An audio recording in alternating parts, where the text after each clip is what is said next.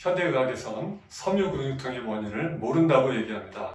섬유근육통의 원인이 원체 다양한 데다 사람마다 개인차가 크기 때문에 몇 가지로 규정해서 얘기할 수 없기 때문인데요. 그런데 여러분, 원인이 없는 결과가 어디 있습니까? 모든 병에는 반드시 원인과 발병 동기가 있는 법입니다. 그러므로 우리가 병의 원인을 꼼꼼히 따져서 찾아보고 또 더듬어서 그걸 찾아서 그 원인을 고쳐줌으로써 우리는 근본적인 치료를 할 수 있는 것입니다. 오늘은 그러기 위한 첫 번째 단계로 섬유근육통의 주된 증상인 전신근육통과 만성 피로감이 어떻게 시작되고 어떻게 악화되어 가는지 그 과정에 대해서 함께 살펴보기로 하시겠습니다. 네, 만약 누군가 여러분의 팔을 조인다고 생각해 보십시오. 손끝부터 팔을 이렇게 조여서 올라온다고 생각하십시오. 그러면 이 팔을 조이고 있을 때 팔 밑으로 혈액순환이 잘 되지 않으면서 손이 창백해지고 손이 차가워지겠죠. 물론 조였던 손을 놔주게 되면 금방 혈색도 돌아오고 체온도 회복될 것입니다. 그런데 만약 누군가가 여러분의 팔을 조인 상태로 며칠이나 몇 달 동안 이대로 계속 조이고 있다고 생각해 보십시오. 그럼 여러분 팔에서는 어떤 현상들이 나타나겠습니까? 마찬가지로 우리 몸의 근육에 장기간에 걸쳐서 혈액순환이 안 되는 부분이 오랫동안 지속된다고 생각할 때 우리 몸의 근육에서는 어떤 현상들이 발생하겠습니까? 첫째로 근육에 충분한 산소가 공급되지 못할 것입니다. 인체는 산소를 사용해서 포도당으로 에너지원인 ATP를 생산하게 됩니다. 그런데 만약 근육이 충분한 양의 산소를 공급받지 못하면 충분한 양의 ATP를 만들어내지 못하겠죠. 그러면 근육이 힘을 쓰지 못하게 됩니다. 나른해지고 피로감을 느끼게 되겠죠. 이것이 바로 섬유근육통의 특징 중에 하나인 만성 피로감이 시작되는 단계입니다.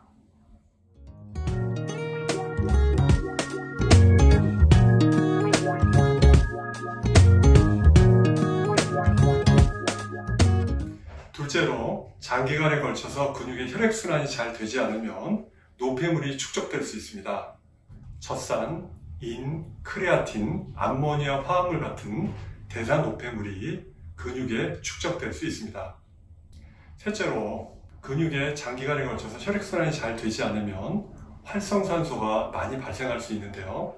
활성산소는 근육세포를 직접 파괴하기 때문에 나중에는 근육 조직에 손상을 일으키고 근육 조직을 변형시킬 수도 있습니다.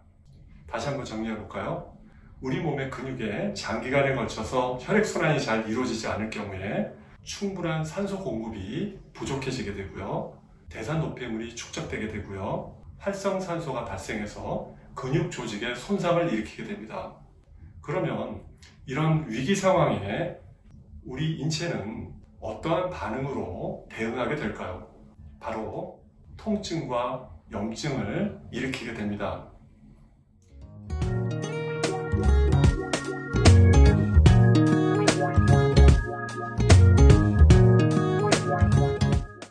물론 초기에는 일부 혈액순환이 되지 않는 근육에서만 통증과 염증이 일어나면서 아프고 붓고 열이 나고 뻣뻣한 증상이 일어날 것입니다.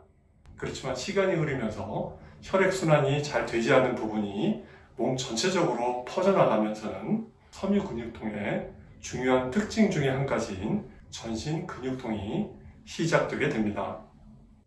여러분, 그러면 이때 인체가 통증과 염증을 일으키는 이유는 무엇 때문일까요? 그것은 죽어가고 있는 근육 조직을 살리기 위해서입니다. 인체는 면역세포를 사용해서 통증과 염증을 일으키는 물질을 분비하게 되는데요. 이때 분비되는 물질들은 손상된 조직에 새로운 혈관을 만들어주고 또 기존에 있는 혈관의 혈액순환이 더 활발하게 흐를 수 있도록 도와줍니다. 또한 손상된 세포를 흡수해주고요. 또 이러한 손상된 세포를 대체할 수 있는 새로운 근육세포를 만들어내게 됩니다. 이렇게 원상복구와 자연치유 과정을 이끌어 나가는 주된 원동력은 바로 인체가 만들어내는 통증과 염증 과정에서 비롯됩니다. 특히 통증은 위험을 알리는 알람 신호와 같은 역할을 해주는데요. 이 통증을 우리가 어떤 관점에서 보느냐가 매우 중요합니다. 왜냐하면 그것이 우리가 어떤 치료를 받을 것인지를 결정해 주기 때문입니다. 여러분,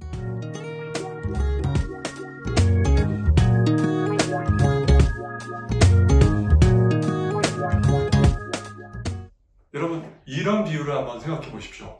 여러분 집에 불이 났습니다. 그래서 알람 신호가 세차게 울리고 있습니다. 이럴 때 여러분은 어떻게 행동하시겠습니까?